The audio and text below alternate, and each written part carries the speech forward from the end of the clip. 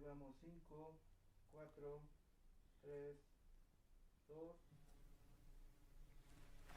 ¿Qué tal, amigas, amigos? Muy buenas noches y muchas gracias por estar en esta tercera sesión del curso de tanatología. Saludo a los 514 participantes que en este momento están unidos a esta transmisión. ¿Qué tal, amigas, amigos? Agradezco también de manera especial a Hilda Sánchez. Muchas gracias por tu donativo para que podamos continuar adelante con estas transmisiones. Ya saben ustedes que no es lo más importante el solicitar ayuda económica, sino más bien solicitar la atención para que todos los que han sufrido lamentablemente por una pérdida tengan este acompañamiento espiritual y psicológicamente sepan qué es lo que va pasando. ¿Por qué? Pues porque a lo largo de la vida tenemos una gran cantidad de pérdidas. Aquí en la oficina de la parroquia tengo esto. Quizás no lo vean muy bien, pero me voy a acercar un poquito. Bueno, creo que ahí lo alcanzan a ver muy bien. Este fue mi primer zapatito. El zapatito que seguramente mamá y mi papá compraron con tanto cariño. Y bueno, ahorita ya no tengo papá ni mamá, no tengo tampoco una hermana menor, no tengo algunos seres queridos de la familia, abuelitos, abuelitas, se han ido. Y no solamente se han ido ellos, sino se imaginan todo lo que se ha ido después de este zapatito. Mi cuerpo de bebé se fue, mi cuerpo de niño, mi cuerpo de adolescente, mi kinder, mi primaria, amigos, amigas, cumpleaños, en fin, esto nos indica que la vida es pasajera, que la vida es fugaz y que tarde o temprano estaremos perdiendo algo. De hecho, estos minutos, estos segundos que estamos viviendo en este momento, en un momento ya no existirán y se habrán ido.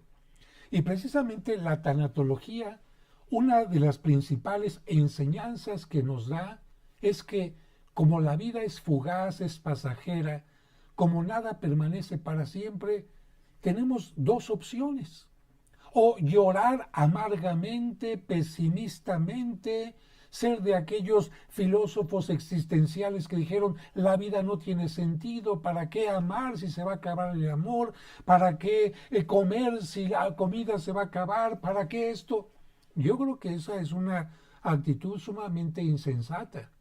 En cambio, la otra actitud, la que debe de tener un hombre sabio y sobre todo una persona creyente es bien.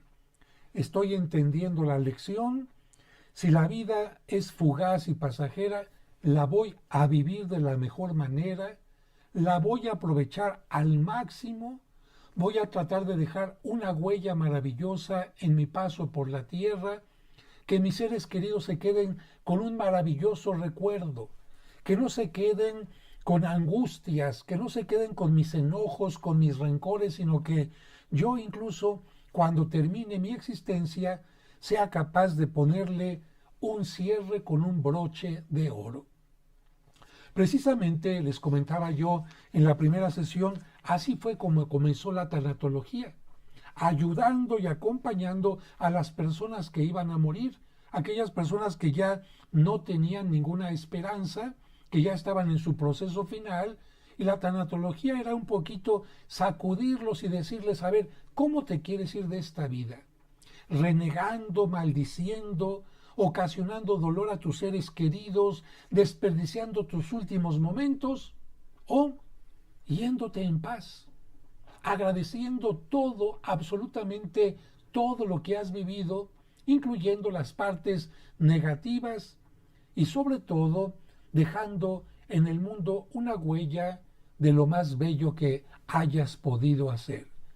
Porque finalmente, aunque se nos dice en algunos credos religiosos que después de nuestra vida tendremos un juicio, yo creo que el juicio más fuerte que tendremos creyentes y no creyentes será el que hagamos de nosotros mismos cuando llegue el momento final. ¿Cómo viví? ¿Cómo aproveché la existencia? ¿Cómo abracé, gocé a mis seres queridos?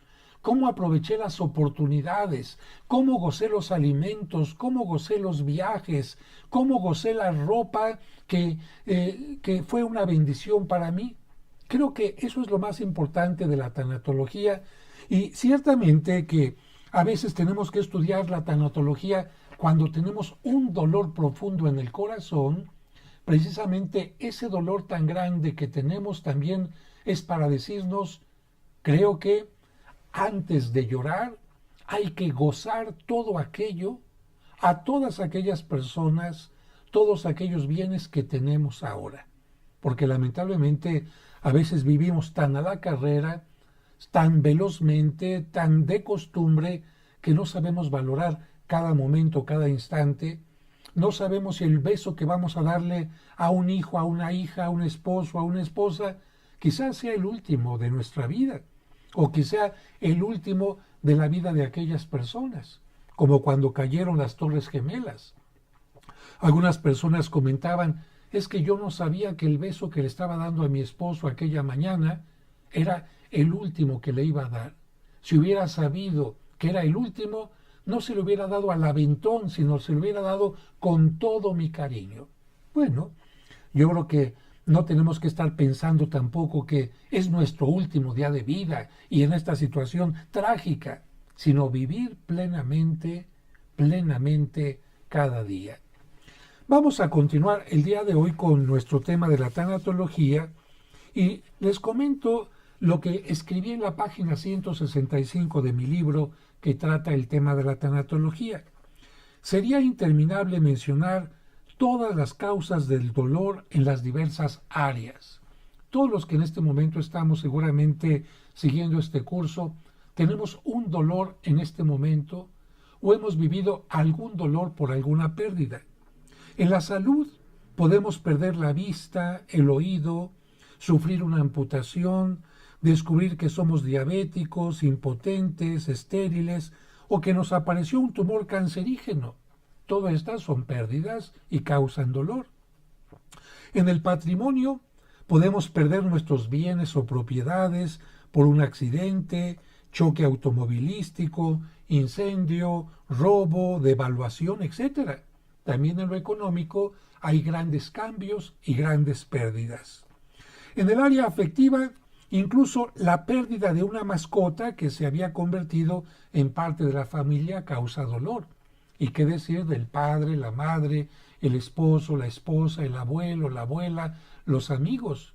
Todo esto también son cosas que ocasionan dolor y de una u otra manera enfrentamos dolores menores casi diariamente que pueden desencadenar el proceso del sufrimiento. ¿Y por qué nos causan sufrimiento todas estas cosas? Porque un día fueron bendiciones. No te pueden robar lo que no tenías. No puedes sufrir por un familiar que no querías. No puedes sufrir porque perdiste una salud que antes tenías. Finalmente, cuando aparece el dolor es porque estábamos siendo bendecidos por algo y de repente la vida nos recordó que todo es pasajero y que todo lamentablemente va cambiando o se va acabando. Ese helado maravilloso de fresa o de pistache que estaba gozando se acabó. Las vacaciones que estaba gozando se acabaron. El salario que me pagaron hace una semana se me acabó. Aquel banquete para celebrar el cumpleaños se acabó. La fiesta esta, todo va teniendo un determinado final y en lugar de ponernos pesimistas hay que decir, estoy aprendiendo la lección. Si no valoré a mi ser querido, si no le di muchos abrazos, besos, aprendo ahora a ser más afectuoso. Si no gocé los alimentos cuando podía comerlos y ahora que ya no puedo, tengo diabetes, aprenderé a gozar incluso aquellos alimentos que el doctor me permita. Y así sucesivamente. Y decíamos que en la tanatología hay determinadas etapas. El doctor Erich Linderman, que es profesor en psiquiatría en Harvard e investigador del concepto de las crisis circunstanciales de la vida, fue uno de los pioneros en afirmar que la experiencia del dolor pasa por etapas o niveles. En su artículo Sintomatología y manejo del sufrimiento, que publicó en el Diario Americano de Psiquiatría, él demostró que el dolor puede ocasionar reacciones normales o anormales, por lo que es de suma importancia ayudar, acompañar a quien está sufriendo por alguna pérdida. Y él fue el primero que dijo que cuando se sufre una pérdida se pasan por estas etapas, que después se van a desarrollar por otros autores. Primero, angustia física. ¿Por qué? Bueno, porque este médico veía que cuando una persona moría o cuando alguien perdía algún ser querido por el divorcio, por la infidelidad o alguna otra pérdida, aparecía una angustia física. Él lo notaba en la cara, inmediatamente se encorva el cuerpo, la respiración ya no es normal, uno respira con problemas, hay problemas de adormilamiento, se siente uno sin fuerzas, etcétera. Después, él decía, viene la preocupación por la imagen de la persona fallecida. Es decir, la mente está pensando en la persona que ha fallecido o bien en aquel bien que hemos perdido. Después, 3, y este es un punto que vamos a tocar el día de hoy, la culpa. Punto 4, la hostilidad. Una persona se pone molesta, enojada, con ira, con rencor. Y después, él decía, la pérdida de los moldes de conducta. Normalmente una persona tiene una determinada conducta, pero cuando viene una pérdida, aquella persona que se sentía luchona para trabajar, no quiere trabajar. Aquella persona que tenía una gran fe, siente que se le desmorona. Aquella persona que se alimentaba adecuadamente, deja de comer o empieza a comer y a comer. Aquella persona que no tomaba empieza a desviarse a las bebidas alcohólicas, etc. Estas 5 etapas expuestas por Linderman han sido ampliadas por otros estudiosos, como ya lo hemos comentado antes, y lo importante es que quien ha sufrido esta pérdida sepa por cuáles etapas tiene que ir transitando para darse cuenta si va en un sentido correcto, si ya ha superado las etapas o si lamentablemente se ha atascado en una de ellas durante años o meses y por lo tanto no puede continuar su duelo, no puede llegar a la parte final de reincorporación a la vida normal. ¿Por qué? Porque está atascado en una de estas etapas. Bueno, hemos dicho que las etapas son primero un shock, la gente no quiere aceptar lo que ha perdido, después viene la negación, lo explicamos también, no acepto que soy diabético y sigo viviendo como si no lo fuera, no acepto que mi novio o mi novia cortó conmigo y sigo pegado al teléfono esperando que me hable porque seguramente va a reconciliarse conmigo, no acepto que mi esposo o mi esposa ya no me quiere, que me es infiel y me hago el tonto o la tonta sabiendo, como dice la canción, que llega a la casa con olor de leña de otro hogar, que ya no tiene ningún aspecto afectivo conmigo, pero yo sigo diciendo, es que es el trabajo, es que está muy preocupado. Bueno, son algunas negaciones y en el caso de la pérdida de un ser querido, el aferrarme a sus cenizas, el aferrarme a sus cosas, o bien tratar de borrar las fotografías de aquel esposo que me fue infiel como si no hubiera sido infiel nunca. Bueno, esta etapa de negación, cuando se acepta, cuando se rompe esta burbuja de anestesia que es la negación, porque finalmente negamos las cosas para que no nos duelan, no acepto que mi esposo me es infiel para que no me duela, no acepto que mi hijo o un familiar se murió para que no me duela y por eso dejo todas las cosas como si él fuera a regresar o como si estuviera su fantasma aquí viviendo y comiendo conmigo. Bueno, cuando se rompe esta anestesia ocasionada por la negación, surge el dolor. ¿Qué pasa cuando fuiste con el dentista y te puso anestesia para hacerte un tratamiento o para extraerte una muela? Bueno, mientras lo hizo el dentista, gracias a la anestesia no sentiste nada, pero nada más que pase la anestesia y vas a ver lo que pasa. Todos los que hemos sufrido alguna operación, y yo llevo 8, imagínate, sabemos que cuando estamos anestesiados no pasa nada. Te abrieron el cuerpo, te hicieron esto o aquello, parece que no te hubieran tocado, pero nada más pasa la anestesia y el dolor aparece. Bueno, también cuando una persona no tiene otra cosa ya para estar negando la pérdida que ha tenido, va a aparecer no solamente el dolor, sino es la segunda etapa, precisamente van a aflorar las emociones. Y decíamos la vez pasada que las emociones no son solamente tristeza. No pienses que porque perdiste a un ser querido vas a sentir solamente tristeza. Te pongo ejemplo. Una muchacha pues recibe el cortón de parte de su novio, y ¿qué es lo que va a enterarse después? Que a lo mejor el novio se enamoró de otra persona. ¿Qué es lo que sucede? Bueno, lo que sucede es que esta mujer siente tristeza por una parte, pero por otra parte va a sentir coraje, rabia, decepción, impotencia, depresión. Imagínate que a una persona le roban su auto. ¿Tú crees que solamente tiene tristeza? No, siente coraje, siente rabia, siente una gran cantidad de emociones mezcladas.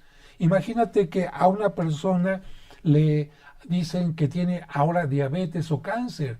Tienes tristeza, pero por otra parte empieza, ay, pero qué tonto, qué menso fui, ¿por qué tomé demasiada azúcar? ¿Por qué no hice este ejercicio?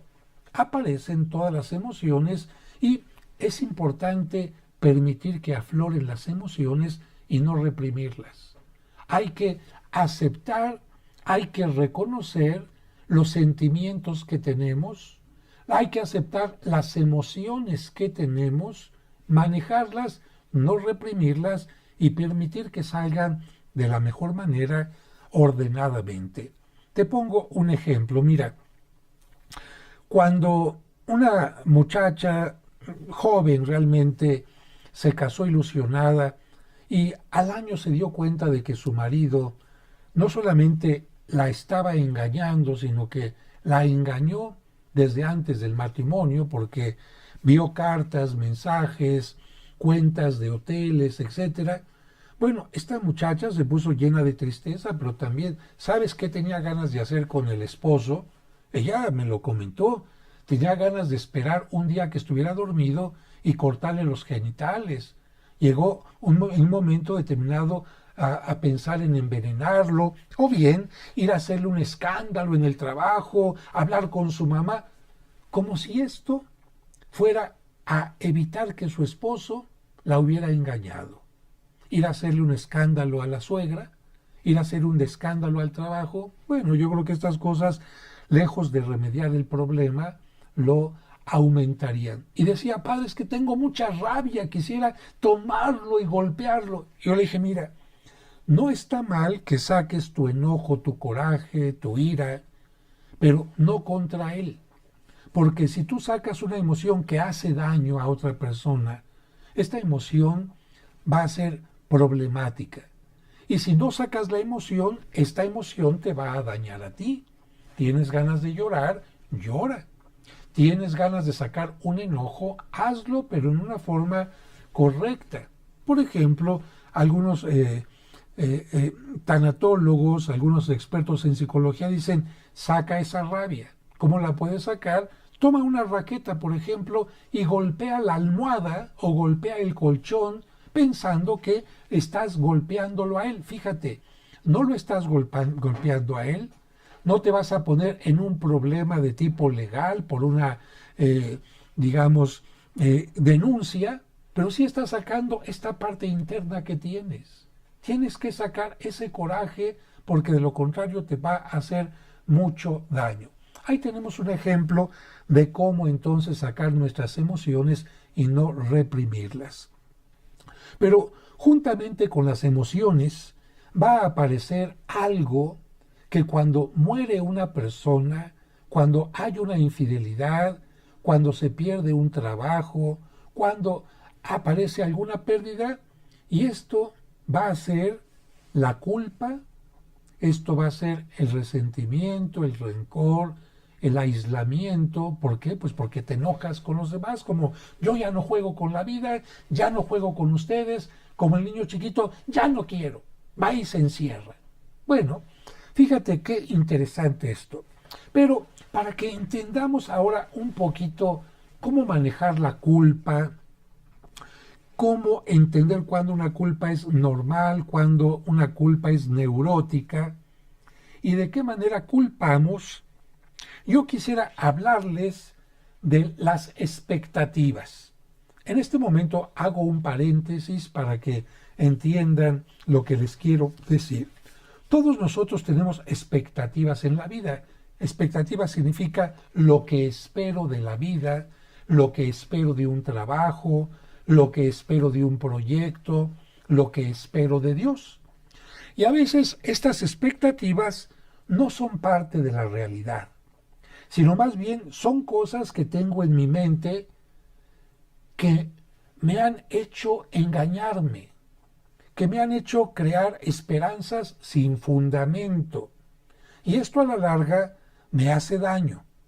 Y les voy a poner este ejemplo porque precisamente escribí un cuento a raíz de una persona que me habló por teléfono. Lo acabo de escribir y le voy a pedir a Víctor, que es el que me está ayudando aquí en la transmisión, que me traiga el cuento. Lo acabo de imprimir en la computadora para leérselos, pero mientras les comento lo siguiente.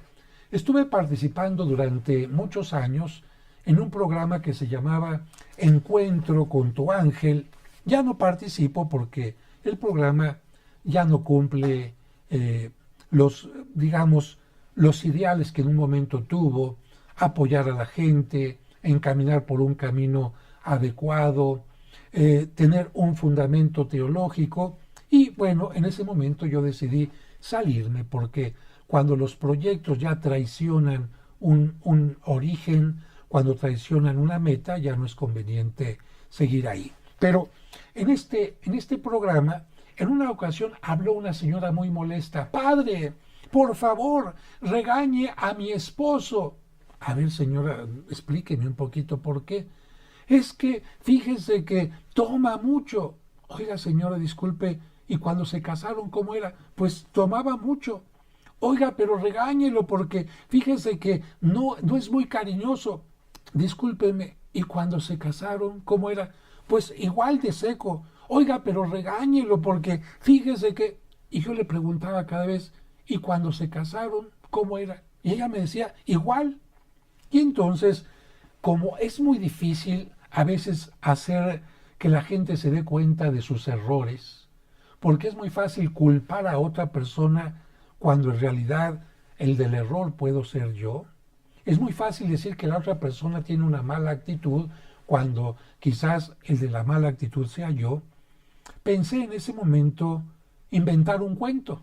Afortunadamente he escrito más de 1000 cuentos y todos tienen una enseñanza. Algunos los he publicado, otros no. Pero fíjense que este cuento dice lo siguiente. Habla de un tigre y habla también de una persona que, bueno, se los voy a decir de esta manera. No lo voy a leer porque no está aquí la hoja, no la encontró Víctor, yo creo, en la impresora. Búscala, por favor, sí. A ver si lo tengo para que lo podamos leer.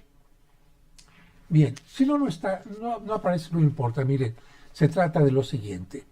Un día, el tigre, este animal con manchas, llega a la casa y se encuentra a su esposa, la garza, llorando. Aquí está ya, miren, aquí está escrito. Hace algunos años, en el país de los animales, decidieron casarse un tigre con una garza. Después de algunos años, él llegó a casa y la encontró llorando. Preocupado le preguntó la causa de aquellas lágrimas y ella le dijo: me siento triste porque me has decepcionado. Desde que nos casamos, he estado esperando que levantes el vuelo conmigo por las mañanas y te pares junto a mí en el techo de las casas altas. También he esperado con ansia que se borren las rayas negras de tu piel y en su lugar aparezcan plumas como las mías. Pero también me has decepcionado. Y por si fuera poco, también he esperado que tu boca chata y llena de bigotes se convierta en un pico largo y afilado como el mío. Pero Tampoco te has preocupado por responder a mi ilusión, a mi expectativa. El tigre, sin perder la calma, se acercó al ave y le dijo: lamento mucho que te sientas mal, pero veo que te estás preocupando por cosas que no está en mis manos resolver. Y esto ocasiona que tú te sientas mal por cosas que no está en mis manos cambiar. Quizás tuviste expectativas que jamás se podrían cumplir. Pensaste en que yo cambiaría mi naturaleza y eso no es posible. Yo, en cambio, desde que me casé contigo, supe y acepté que éramos diferentes. Nunca he esperado que tu pico se convierta en una grande fauce como la mía. Tampoco he esperado que al hablar lances rugidos en lugar de tus graznidos de garza. Mucho menos he pensado que tus tiernas patitas se conviertan en garras de uñas afiladas como las mías. Quizás por eso, porque yo he respetado tu forma de ser, no he tenido falsas expectativas sobre lo que tú me puedes dar o lo que eres capaz de hacer por mí. Y por eso no tendría razones para recriminarte por ser lo que eres y por no ser como yo quisiera que fueras. Yo siempre he entendido nuestras diferencias y creo que no son impedimento para que nos amemos. Por eso, desde que nos amamos, he sido muy feliz a tu lado y te sigo amando como eres y por lo que eres. Y así lo haré hasta el último día de mi vida. Aquellas palabras hicieron recapacitar a la garza. Comprendió que su esposo tenía razón porque el amor, más que exigir al otro que cambie, es aceptarle, comprenderle y respetarle, no obstante sus diferencias. No poner expectativas en el otro, sabiendo que no está en sus manos cumplirlas. Desde entonces la pareja vivió más unida. Él siguió siendo un tigre que amaba a su garza por ser garza y ella amando a su tigre por ser tigre. Bien, quizás alguno de ustedes diga, ¿y esto qué tiene que ver con la tanatología? ¿Qué tiene que ver con el resentimiento? ¿Qué tiene que ver con el rencor? Vamos acercándonos a este tema. Ahora, no les cuento esta historia, que además sirvió para decirle a la señora que había hablado por teléfono al programa: señora, si usted se casó sabiendo que era borracho, si usted se casó sabiendo que esta persona era no afectiva, etcétera, no le eche la culpa a él. En todo caso, piense por qué lo aceptó así de esa manera. Y si lo aceptó de esa manera, entonces tiene que aceptarlo. O bien, poner un límite y decir, pues me di cuenta que me equivoqué y lamentablemente tendremos que ver las cosas de otra manera. Pero ahora voy aterrizando la parte de tanatología para que ustedes entiendan, algunas veces no entienden, por qué cuando tienen una pérdida sienten rencor, fíjense, hacia su gente más querida. Alguien dirá, no es posible. Yo puedo sentir rencor hacia los enemigos, hacia la gente que se ha portado mal conmigo. ¿Cómo me dice usted que voy a tener rencor, resentimiento contra la gente que más quiero, contra la gente que más ha estado cerca de mí? Cuidado, porque curiosamente, cuando hay una pérdida, es cuando más divorcios se pueden presentar. Es cuando más separación entre hermanos se pueden dar y cuando más rompimientos entre amigos puede haber. A ver, voy a tratar de explicar. Me va a servir esto que he dicho, expectativas. ¿Qué es lo que espero del otro? Pero me voy a esta historia real. Una pareja, un matrimonio, en donde lamentablemente a la mamá de la esposa le detectan cáncer. Y le detectan cáncer en un estado avanzado. El esposo de la mujer es un esposo increíble, respetuoso, un esposo solidario, y le dice, mira, no te preocupes, yo te voy a apoyar en todo lo que se necesite. Si es necesario que tu mamá venga a vivir a la casa, bienvenida. Si es necesario que tengamos que tomar de nuestros ahorros para pagar algunos de sus estudios, no hay ningún problema. Bueno, y este hombre se comportó de una manera increíble con la esposa.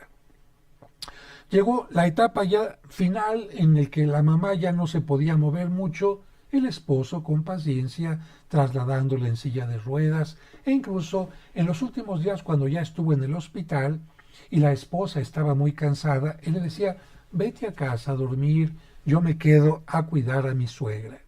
Bien, un esposo increíble, maravilloso.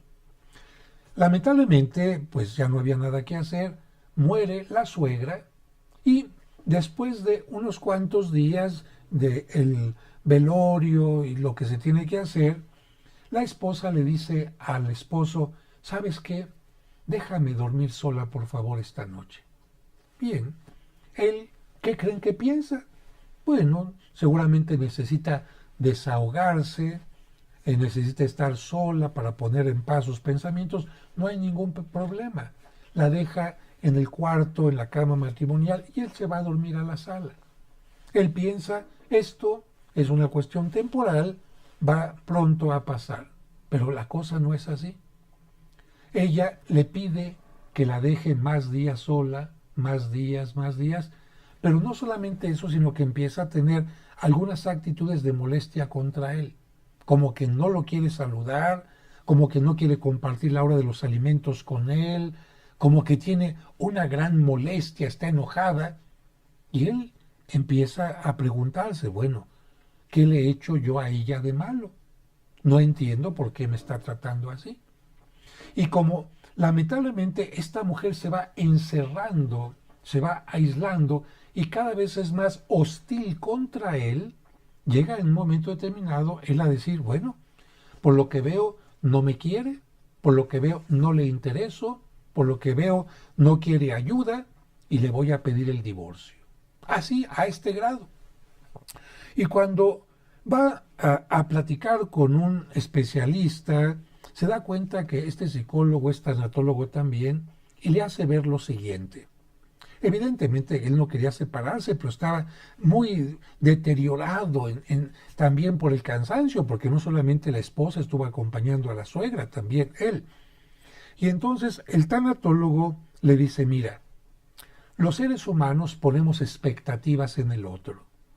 Y curiosamente, mientras más queremos a la otra persona, mientras más es nuestro amigo, nuestro ser querido, fíjate, le confiamos secretos, le contamos cosas de nuestra infancia, de otro momento que a nadie se las contaríamos.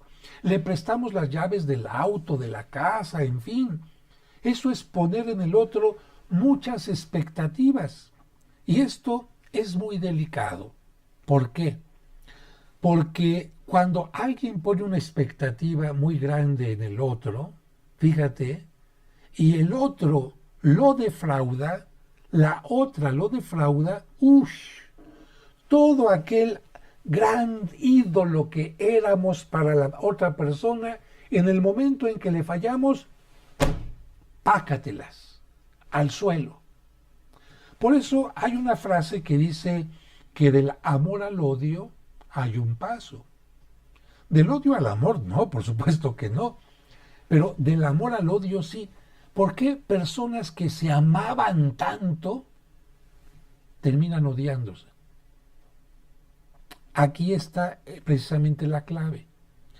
Porque pusieron tanta expectativa en el otro, en la otra, y el otro los decepcionó y mira, se cayó de la nube en que andaba, el ídolo cayó y se volvió pedazos. A ver, vamos a aplicar esto a la historia que te estoy diciendo. El médico, el consejero le dice al esposo, mira, tu esposa ha visto en ti a un hombre maravilloso que siempre le resolvió los problemas, a un hombre que siempre la ha hecho sentir bien, a un hombre que nunca la ha defraudado y en este momento se sintió decepcionada.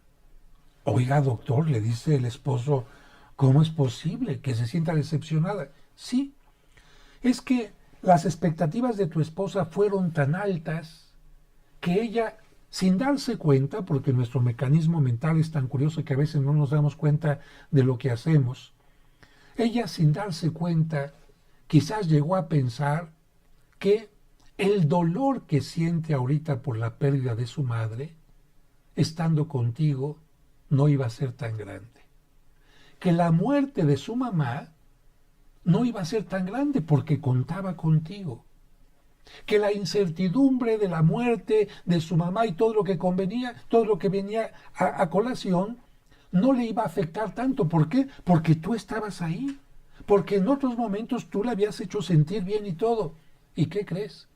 Que cuando murió su mamá, ni todo tu amor, ni toda tu compañía, ni todos tus esfuerzos pudieron calmar el dolor tan grande que sintió por la muerte de su querida mamá. ¿Qué pasó? Tu esposa tenía altas expectativas en ti y sin darse cuenta, ella piensa, sin darse cuenta, me falló mi esposo porque estoy sufriendo.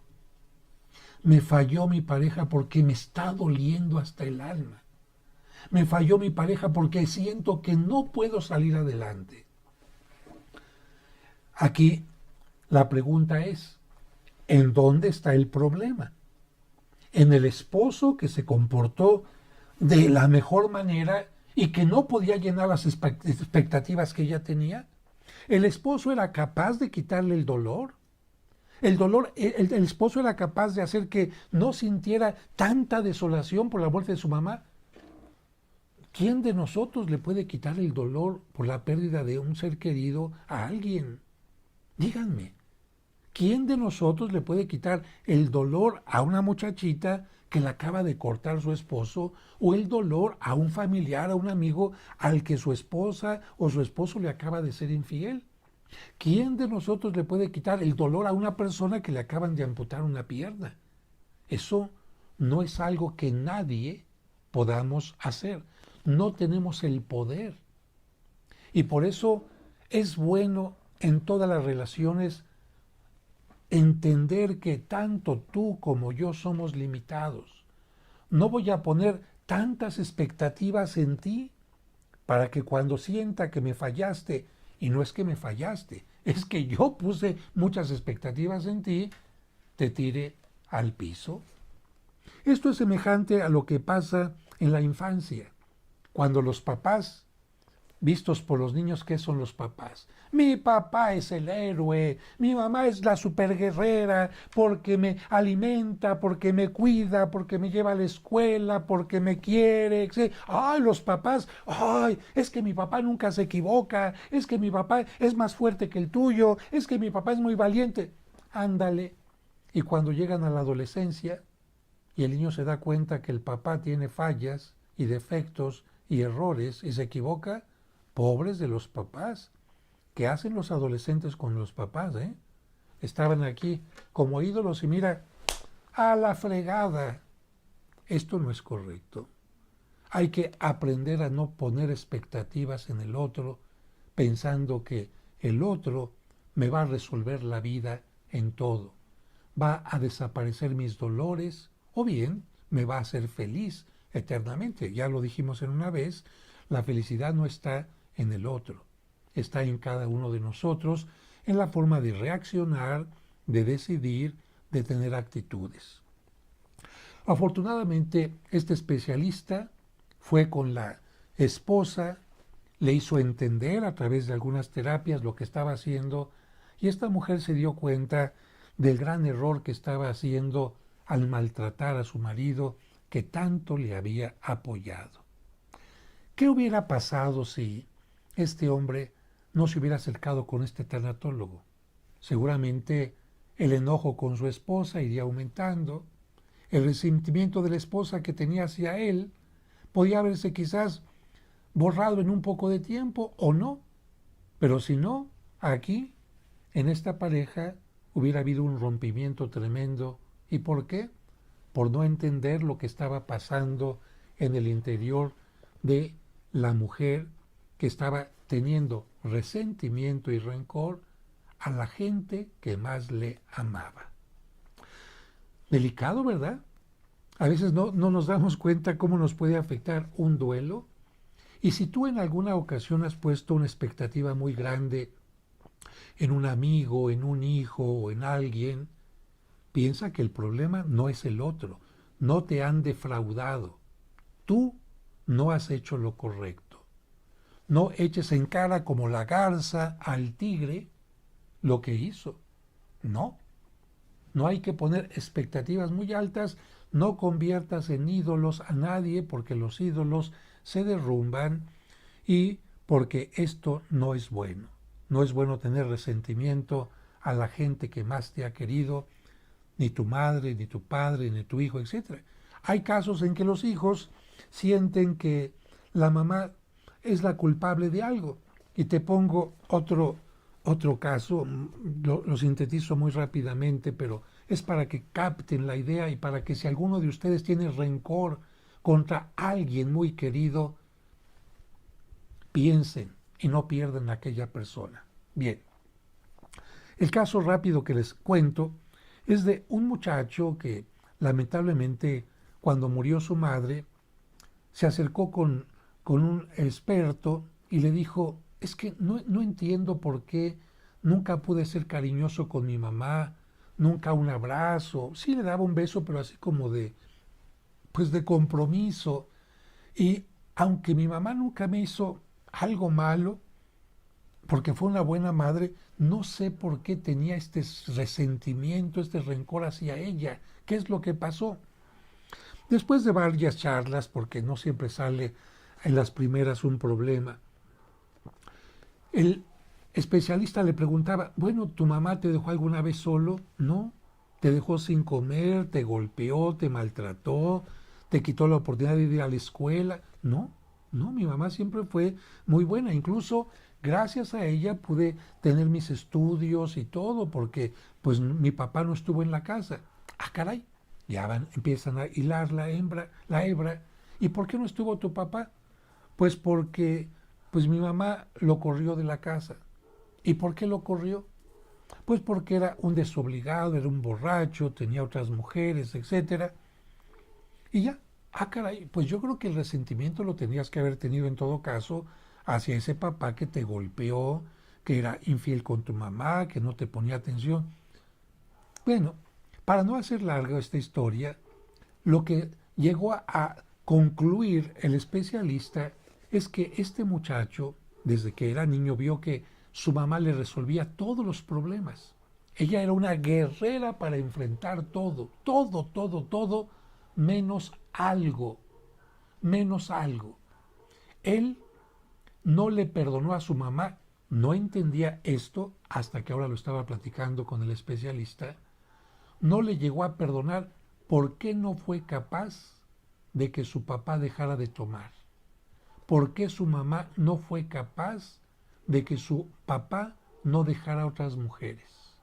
¿Por qué su mamá no fue capaz de cambiar a su papá, a quien él quería tener en casa? Ah, caray, ¿me entienden lo que estoy diciendo? Otra vez, este niño, sin darse cuenta, pone en un nivel de ídolo a su madre. Mi mamá puede todo. Y si esta mujer no pudo hacer que mi papá se portara bien, no la quiero, la odio. Fíjate, este muchacho no se dio cuenta de lo que estaba pasando en su mente durante tanto tiempo hasta que se le hicieron tomar en cuenta, y por eso esta pérdida de su papá, fíjate, le hizo tener un resentimiento hacia esta mujer a la que tanto le tenía que agradecer y con quien lamentablemente no fue justo. Y un ejemplo más de cómo sacamos el resentimiento contra la gente que queremos.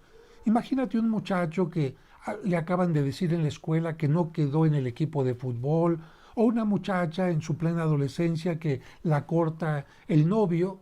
Llegan a la casa, la familia, que no le ha hecho nada, que la quieren, están empezando a comer, y ella llega, vente a comer, hija, no quiero. Y todavía de eso llega, azota la puerta y el perrito quiere estar por ahí y hasta una patada le da. A ver, ¿qué es lo que pasa ahí? ¿Esta muchacha recibió alguna ofensa del papá, de la mamá, de la familia? No. Curiosamente, a veces pensamos que la gente que nos quiere va a hacer que el dolor desaparezca y no. Nos pueden dar un abrazo, pero el dolor va a seguir ahí. Nos pueden decir estoy contigo, pero el dolor va a ser ahí, va a seguir ahí. Nos pueden ayudar a pagar los funerales o estar con nosotros todo el velorio, pero nadie nos va a quitar ese dolor tan grande que tenemos por la pérdida y no debemos de culpar a nadie ni tener resentimiento contra nadie. Espero que esta parte del resentimiento y de la hostilidad, del aislamiento, quede clara cuando la gente permite que las emociones afloren. No solamente sale la tristeza, sale el coraje, el resentimiento, el rencor, y como estoy enojado con todo el mundo, me enojo, no quiero hablar con nadie. Como la persona que tiene un problema cierra la puerta de su cuarto, no quiero hablar con los papás, o el niño que se cubre con las sábanas, no quiero hablar con nadie. Así nos portamos, como niños caprichudos de alguna manera, porque el dolor nos afecta terriblemente. Y paso en este momento a otro punto que son las culpas. Agradezco, vamos, 2.379 personas en este momento. Muchísimas gracias. Como siempre, cuando hay transmisiones en vivo, a veces hay algún problema pequeño que vamos tratando de solucionar. Aquí está Víctor ayudándome en la transmisión. Le agradezco a él su paciencia. Veo aquí algunos mensajes que vienen en color, como Carmen Plasencia, que nos ha ayudado con una donación. Paz Cabrera, muchas gracias. Mónica Luna, muchas gracias.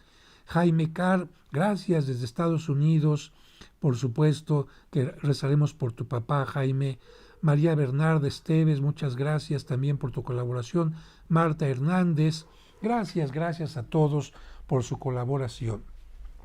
Y vamos ahora a este aspecto de las culpas que es también muy delicado y que también nos afecta porque es parte de la emoción el tener la culpa.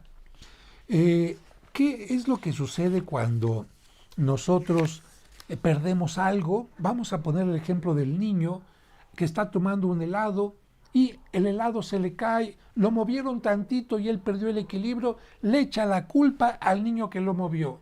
Le echa la culpa al que le sirvió el helado porque no lo puso bien apretado. Le echa la culpa a lo mejor a una persona que lo distrajo.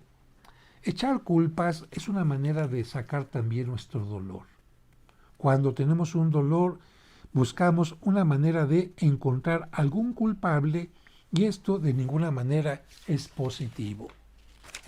Voy a tratar de seguir este pequeñito esquema que acabo de escribir hace un momento.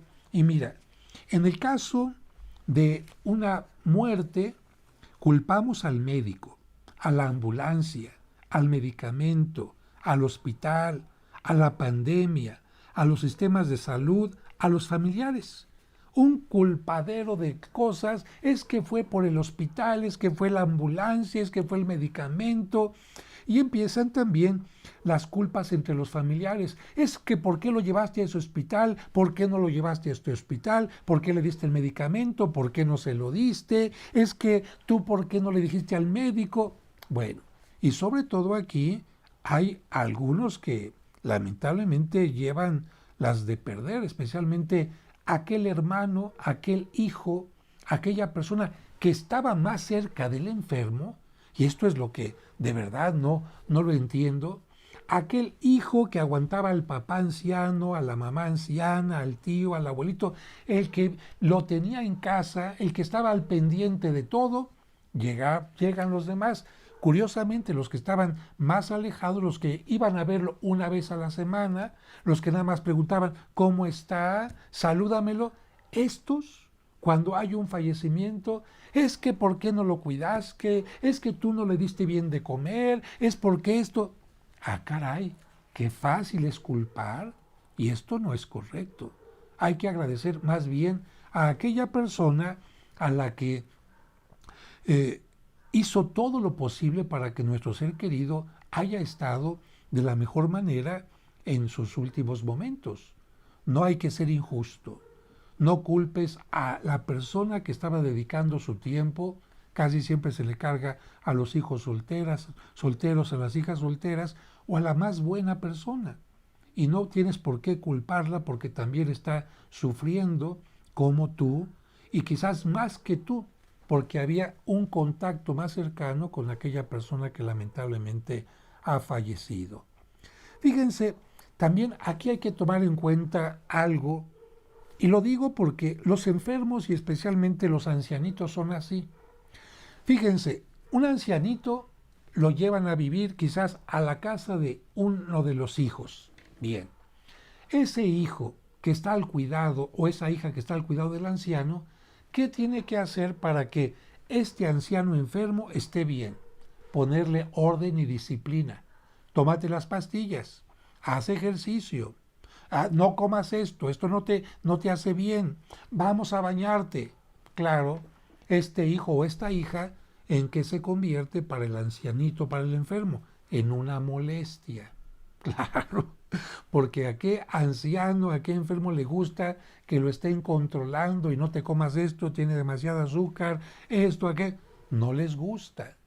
Y claro, cuando llegan los otros hijos de visita, los familiares, que llegan muy de vez en cuando o por lo menos con menos frecuencia que el que lo está atendiendo, claro, le dan incluso, para que no se entere, mi hermano, cómete este chocolatito, o esto o aquello. Bien, claro, los ancianos y los enfermos a veces hacen algo que no es lo correcto. Acusan al que lo está cuidando, al que lo está atendiendo, con los hermanos. Es que tu hermano no me deja comer esto, es que tu hermano no me da de comer, es que tu hermano no... Yo creo que esto hay que entenderlo también y no caer en la trampa del ancianito o del enfermo y platicar con el hermano. Oye, me dice esto. No te preocupes, mi papá está bien, mi mamá está bien. Lo que pasa es que no le cumplo sus caprichitos. Cuando vienes tú se los cumples, claro. ¿Quién queda como malo? Yo soy el que quedo como malo. Pero yo creo que si tú has sido de los hermanos, de los hijos, que has cuidado a tu papá o a tu mamá en estas circunstancias, no permitas que te culpen los demás. No permitas que saquen su dolor a través de culparte a ti. Tú hiciste lo que tenías que haber hecho. No tenías otra opción más que ese hospital. No te culpes. Es que ¿por qué no lo llevaste a un hospital donde se paga? No tengo recursos. Tengo el ISSSTE, tengo el seguro. Hice de acuerdo a lo que podía. ¿Por qué no tomaste una ambulancia? Hice lo que se me ocurrió, tomé un taxi. ¿Por qué lo metiste al hospital y no permitiste que muriera mejor en la casa? Pues porque yo pensé que no iba a morir. En fin, no hay que permitir que se culpe y que la culpa aparezca y estarla repartiendo a todo mundo. Ahora, ¿ustedes creen la mayor expectativa? Volvemos a hablar aquí de la expectativa. Culpamos a aquella persona que pensamos que podía haber hecho lo mejor. Y le decimos, es que no lo hiciste bien. ¿Y saben aquí a quién culpamos? Pero pero durísimo, tupido, con enojo, con mentadas de madre, con todo lo peor. ¿Saben a quién? ¿Quién pudo haber hecho lo que nosotros no podíamos? ¿Quién podía haber resuelto un problema que nosotros no tenemos el poder para hacerlo? Exactamente. Nuestra expectativa en Dios a veces es equivocada. Y entonces, ante una pérdida, me fue infiel, ante una pérdida perdí el trabajo, ante una pérdida apareció la enfermedad, ante una pérdida secuestraron y mataron a mi hijo, ante una pérdida, ¿sabes qué surge? Y lo voy a decir no porque yo lo pienso, no porque yo lo digo, sino lo voy a decir para reflejar a mucha gente que pasa por esto. Maldito Dios, te estuve pidiendo, te estuve rogando y no me hiciste caso. te supliqué, recé rosarios, fui de peregrinación y permitiste que mi hijo se muera. ¡Maldito! Te pedí que no me quedara viuda y no me respondiste, y soy una persona que nunca te he fallado. Soy parte de una comunidad, he ayudado a los demás y tú me fallaste. Te odio, Dios. Sí. Quizás alguna gente no lo diga tan fuertemente, pero en su interior lo manifiesta. Por esta razón es que algunos no entienden que en el velorio, en la misa de un ser querido, hay hijos que dicen, yo no voy a misa, o yo no voy a la sinagoga, o yo no hago oración, me quedo aquí con mi familia, pero yo no voy. ¿Qué es lo que está pasando? Están manifestando su coraje, su odio, su rencor, su culpa hacia el que podía haber hecho todo. ¿Por qué Dios no lo sanó? ¿Por qué Dios no impidió el choque? ¿Por qué Dios no impidió el secuestro? ¿Por qué Dios no impidió que me hayan quitado la cartera? ¿Por qué Dios no impidió que me haya dado cáncer de mama? ¿Por qué Dios no impidió que me haya dado diabetes? ¿Por qué Dios no impidió que se quemara mi casa? ¿Por qué Dios? Bueno, entendemos que una alta expectativa propicia esto. Si alguien te ha prometido algo y no lo cumple, claro, te enojas con él. Pero aquí la pregunta sería esta: ¿cuándo, para que digas tú que te falló Dios, cuándo, y esto en todas las religiones, judaísmo, cristianismo, islam, etcétera, en qué religión Dios te dice que, y te lo ha jurado y te lo ha prometido, y por eso dices tú, me lo juraste, me dijiste, y por eso me fallaste? ¿En qué religión Dios te ha dicho que esta vida es para siempre, que vas a vivir para siempre? Ah, ¿tú pensaste que sí? Él no te lo dijo. Entonces pusiste una expectativa muy alta y no te falló. ¿Cuándo Dios te ha dicho que solamente los malos se enferman y mueren? ¿Cuándo? ¿Que en la Biblia no murió David y Salomón, no murió José, no murió Cristo? ¿Cuándo te dijo Dios que solamente los malos mueren o se enferman? Si tú pensaste eso, no te fallaron. Tú pusiste, como la garza, una alta expectativa. ¿Cuándo te dijo Él que esta vida no va a tener ningún problema ni limitación? Jamás. Cristo tuvo limitaciones. Y eso no significa que la vida sea mala. Nació pobre, tuvo persecución. De tal manera que, ¿en qué momento Dios te dijo que la vida es ilimitada, es eterna, no hay enfermedad, etcétera? No, hasta en la creación se habla de que Dios crea todo lo que existe a nuestro alrededor. Bueno, entonces, si tú pusiste una expectativa en Dios que era casi como un genio, o bien froto la lámpara y mis deseos son concebidos y mi familia nunca se va a morir, ni mi pareja, ni mis hijos, ni nada. No. Por el contrario, Dios te ha dicho que la vida es limitada y por lo tanto debemos vivirla a plenitud y con sentido. Dios te ha dicho que no tengamos apegos y que vivamos libres de apegos. Dios te ha dicho que el amor es maravilloso para darle sentido a la vida y enfrentar las adversidades. Y además nos ha dicho que la muerte no es el final ni castigo, sino es el paso a la vida eterna. Fíjate, es el paso a la vida eterna. Entonces, aquella persona que le echa la culpa a Dios de la muerte de su ser querido, de un accidente, de algo así, yo creo que en este sentido está equivocada porque no está actuando correctamente.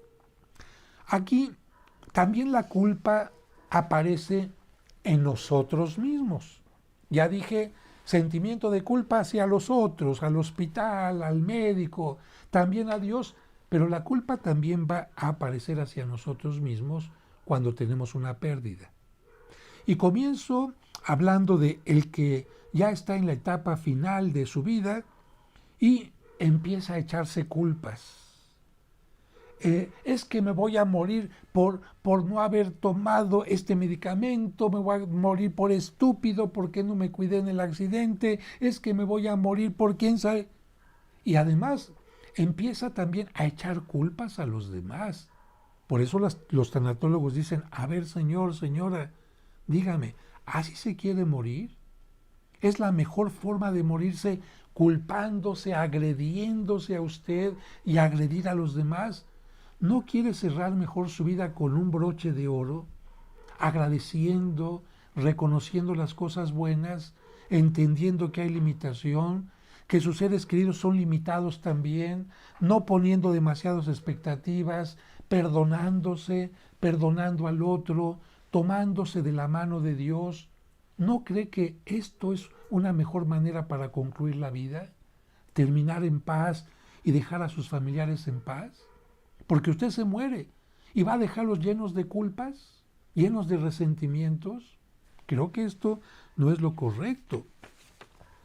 Sentimientos de culpa hacia nosotros mismos por lo que hicimos mal o dejamos de hacer. Y no solo en ese momento, sino en todos los momentos anteriores, porque cuando muere un papá, una mamá, empieza, es que no fui buen hijo, a lo mejor no estuve con él en todos los momentos de la adolescencia, prefería a mis amigos, etc. Ah, caray. Empieza una letanía de culpas, y la gente empieza a decir, no fui buen hijo, no fui buen padre, no fui buen esposo, tenía que haber estado más tiempo con él o con ella, debía adivinar que estaba mal, no pensé que fuera tan grave. Y el sentimiento de culpa convierte aún más doloroso el duelo, porque además de sentirme mal por la pérdida, me siento mal por lo que hice mal o por lo que no hice. Así que imagínate, ya de por sí me siento mal por la pérdida que tuve y ahora le echo más harina a mi costal con culpas para sentirme peor. Fíjate los cócteles que ya vamos llevando. La pérdida en sí, el que no puedo dejar de estar pensando en la pérdida, el que se me va el hambre o estoy comiendo de más, el que se me va el sueño, el que aparecen todas las emociones revueltas, el que además empiezo a culparme. Ah, caray, esto no es lo correcto. Más bien hay que aligerar las cosas. Pongo algunos ejemplos de culpas y ustedes me van a decir si son reales o no. Una muchacha le pide a su papá prestadas las llaves para ir a una fiesta, las llaves del coche, y lamentablemente el papá se entera que la muchacha chocó. Yo tuve la culpa por haberle prestado las llaves. Ah, caray. Usted pensó, le voy a prestar las llaves para que vaya y choque y pierda la vida. Usted no le prestó las llaves por eso. Usted le prestó las llaves pensando, va a manejar con cuidado, no va a tener ningún accidente, va a regresar a casa. Pero usted dice, es que yo soy el culpable por haberle prestado las llaves. Usted se culpa por no tener control de todo. Usted no puede controlar que su hija vaya por esta calle y otro coche venga por acá y la velocidad. No, hay que culparse porque no tenemos el control de todo. Culpa hasta en la infidelidad. Fíjense qué curioso. En alguna ocasión, algunas personas llegan y me dicen, padre, mi pareja me fue infiel.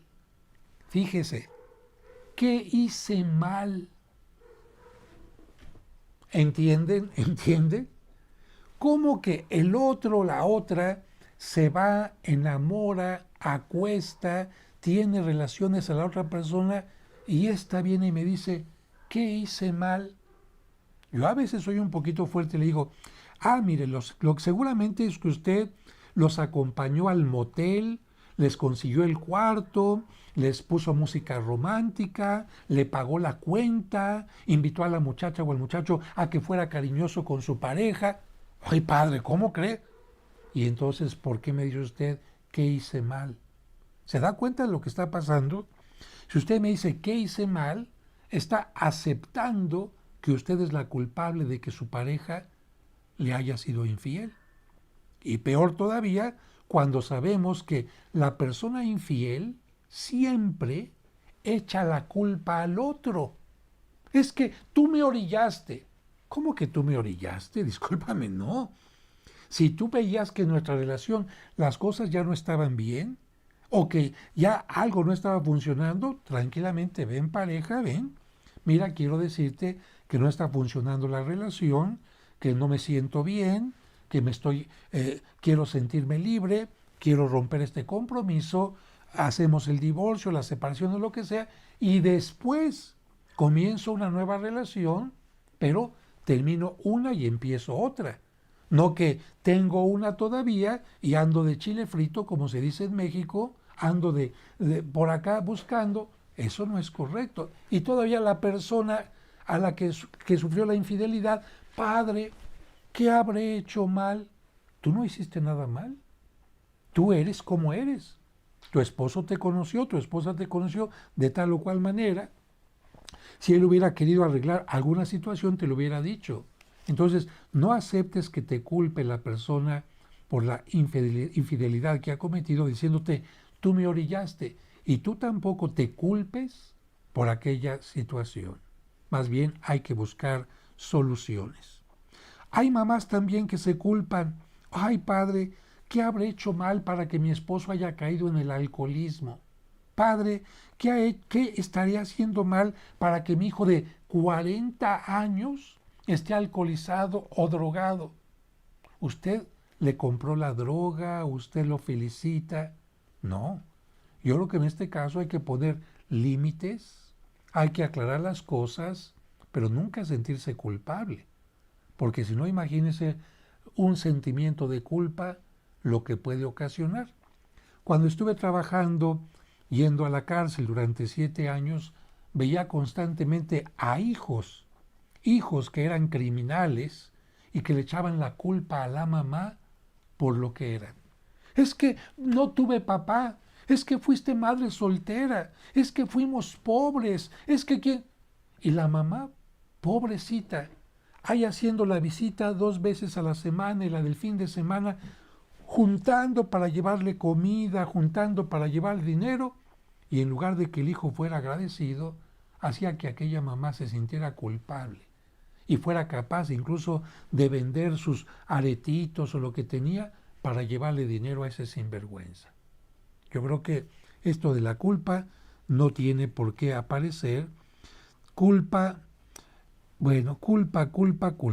Y como vamos avanzando y el tiempo va corriendo, quiero hablar de la culpa ordinaria y la culpa neurótica, porque todos tenemos cierta culpa. Y me refiero a que cuando nosotros fuimos educados y cometíamos algo malo, un error o una omisión, ¿cómo nos hacían sentir mal los papás? Te aplaudían, bravo, tiraste la leche, bravo, sacaste 5 de calificación, bravo. Yo creo que no. Siempre había una llamada de atención, a lo mejor un jaleón de orejas, un castigo, que cómo te hacía sentir. Mal. Siempre que hacíamos algo malo, nos hacían sentir mal.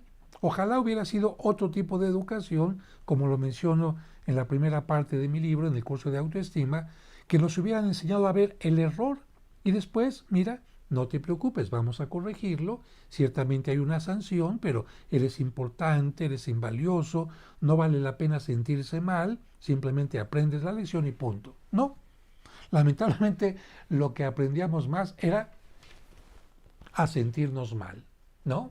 A sentirnos mal.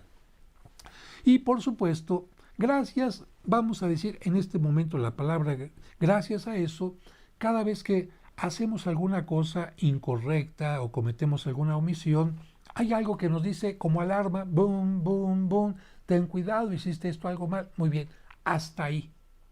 Es como cuando suena una alarma y todo el mundo detecta ya cuál es el problema, la alarma la paramos.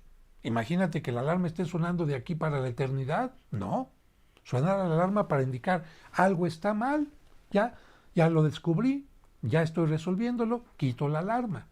Pero ¿de qué sirve que yo tenga culpa por un problema, por algo que hice o que no hice, y lo esté cargando toda la vida?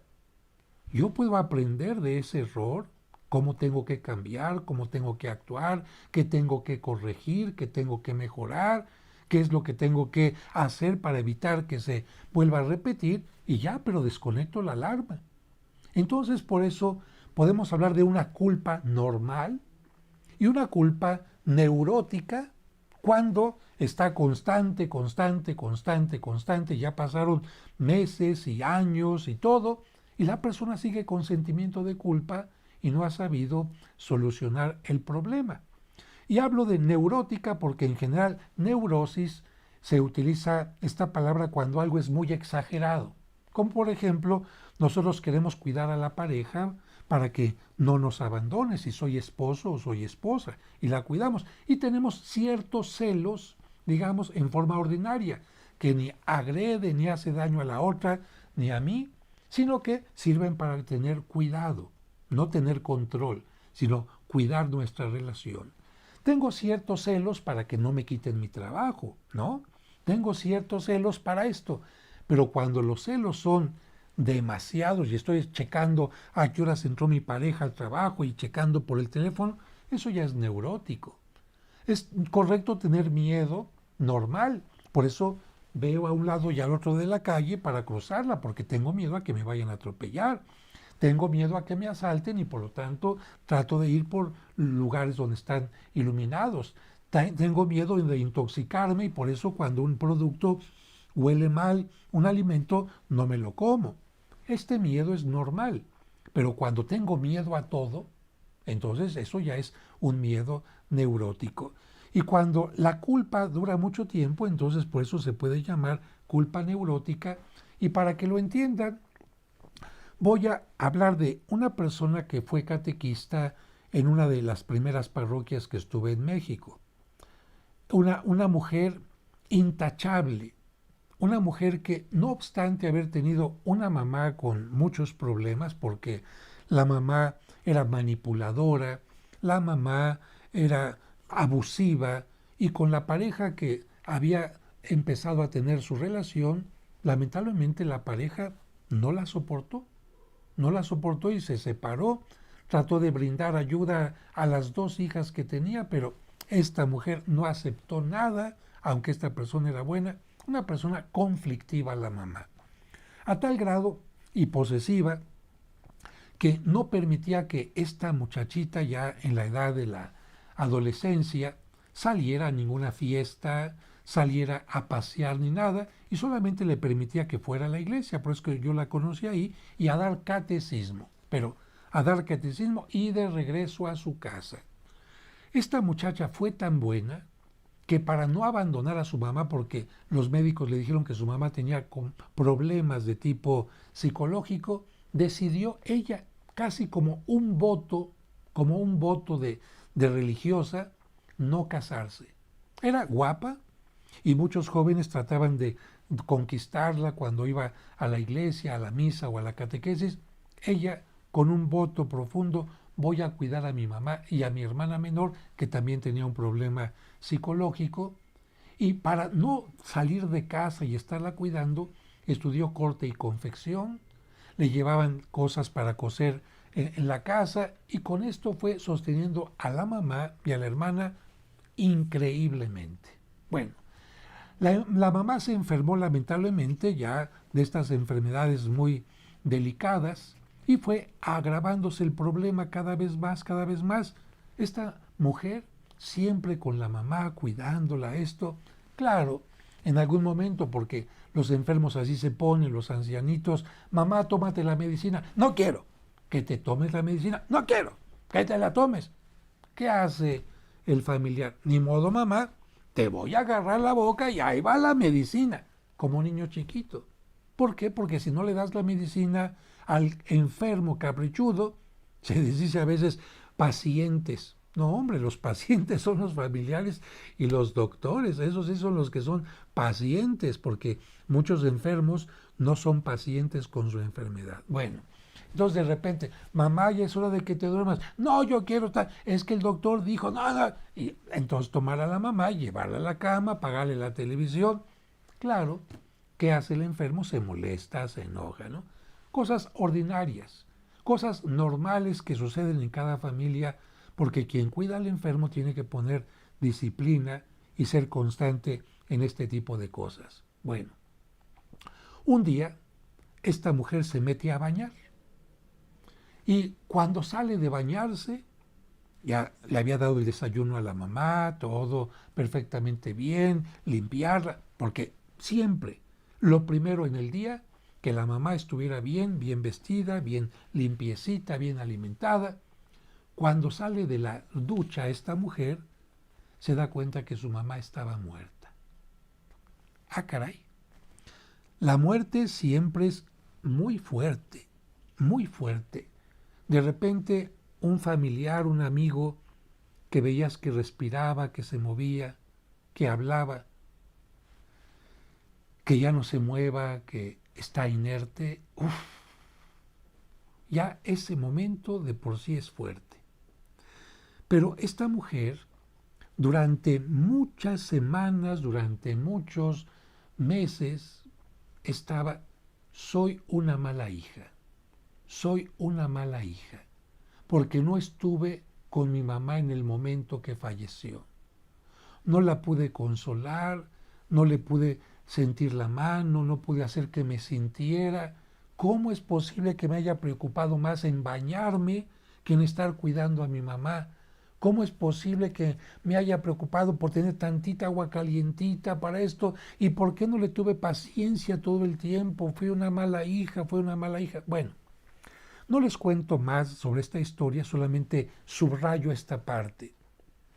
Les conté la primera parte para que se dieran cuenta que se trató de una mujer responsable, honesta, que sacrificó muchas cosas por su mamá, y sin embargo, después de la muerte de su mamá, ¿qué le decía? ¿Qué se decía ella a sí misma? Una culpa neurótica. Soy mala hija. No estuve presente. No adiviné que se iba a morir. ¿Por qué soy tan tonta? ¿Por qué no sospeché que esto iba a pasar? Después de platicar con ella, porque fue con varias personas, pero no alcanzaba a entender lo que le estaba pasando, yo le dije, y sabiendo lo que pasaba, un poquito quizás teatralmente, pero la recibí en la parroquia. Pase, señora diosa, por favor. Claro que se quedó así. Padre, no soy diosa. ¿Por qué me dice eso? Claro que eres diosa. ¿Por qué? Pues porque Dios sabe todo. Y seguramente tú sabías que tu mamá se iba a morir y tú te metiste a bañar y sabiendo que se iba a morir, fuiste tan sinvergüenza y tan desgraciada que decidiste y preferiste meterte a bañar. No, es que yo no sabía que se iba a morir. No, es que claro, tú eres diosa. Tú tienes el control de todo. Y tú, sabiéndolo todo y teniendo el poder de todo, hiciste esto y aquello más. No, es que no soy diosa. No, mira, Naila, no mientas. Tú eres diosa. ¿Por qué? Porque además los dioses tienen la paciencia completa. Y tú, como diosa, no deberías de haber perdido nunca la paciencia. Porque solamente Dios no pierde la paciencia. Los mortales como tú, cansados de no poder dormir en las noches por estar cuidando a una mamá, por levantarse temprano por estar cuidando a la mamá, por a veces no alimentarse adecuadamente por estar cuidando a la mamá, por estar en etapas de nerviosismo, por saber que la mamá va enfermando más. No, tú no tenías por qué haber perdido la paciencia.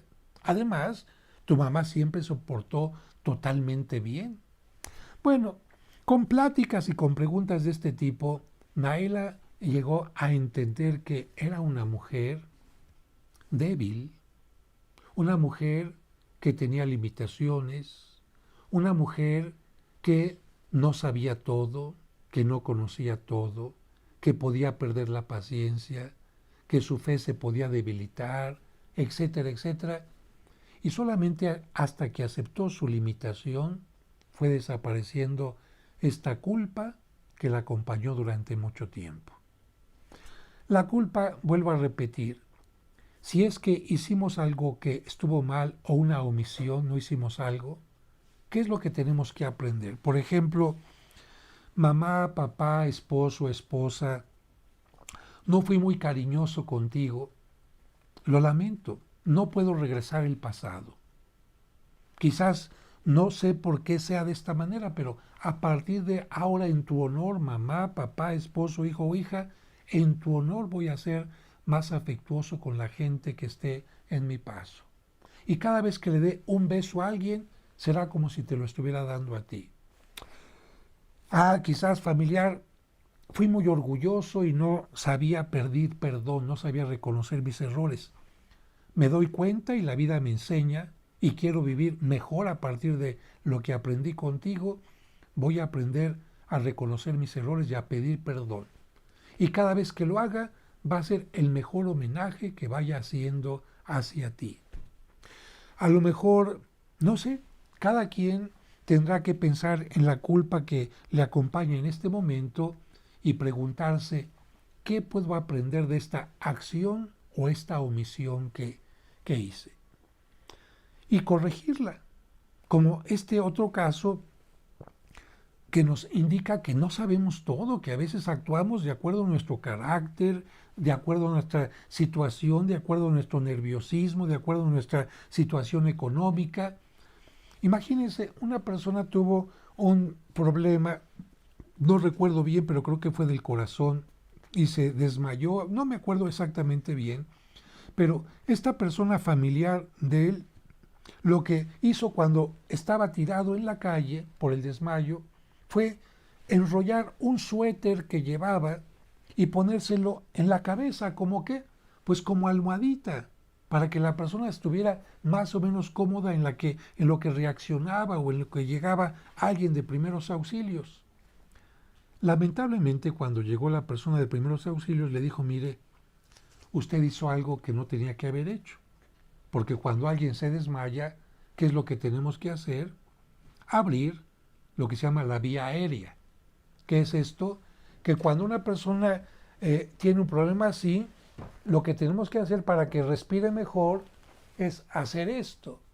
Cuando hacemos esto, estamos, como se dice popularmente, abriendo la vía aérea, que entre aire más fácil.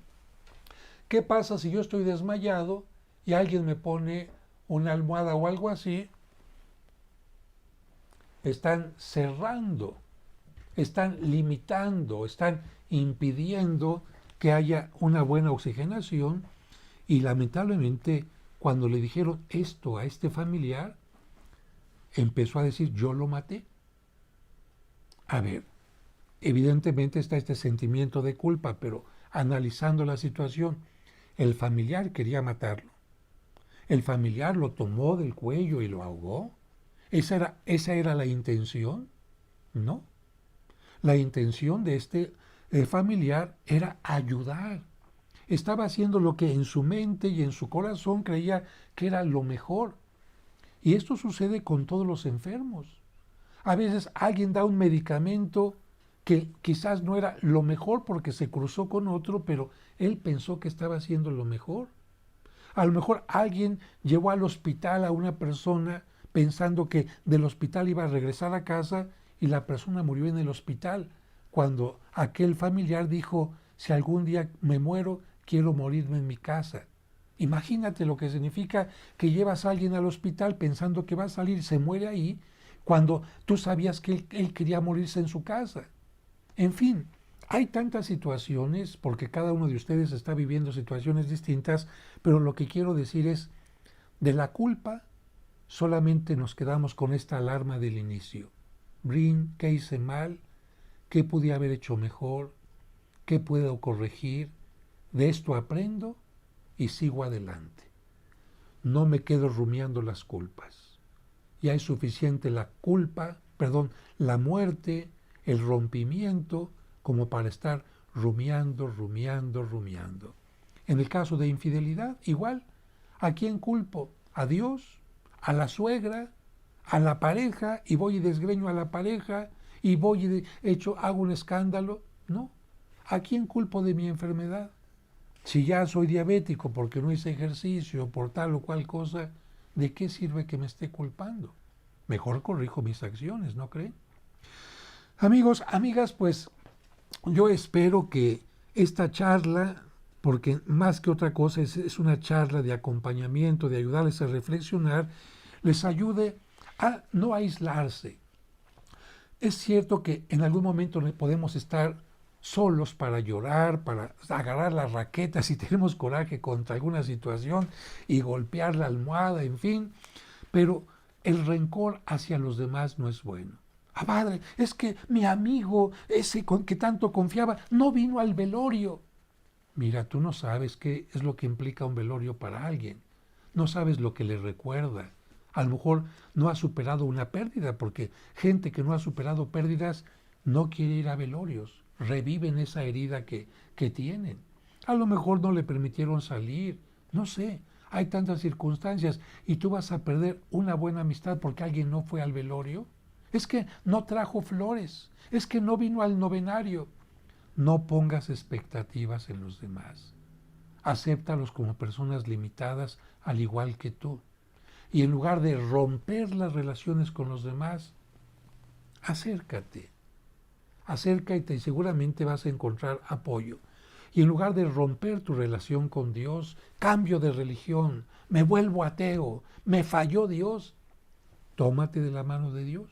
Porque hasta un dicho dice, el que escupe al cielo para arriba, ¿verdad? Le cae en la cara.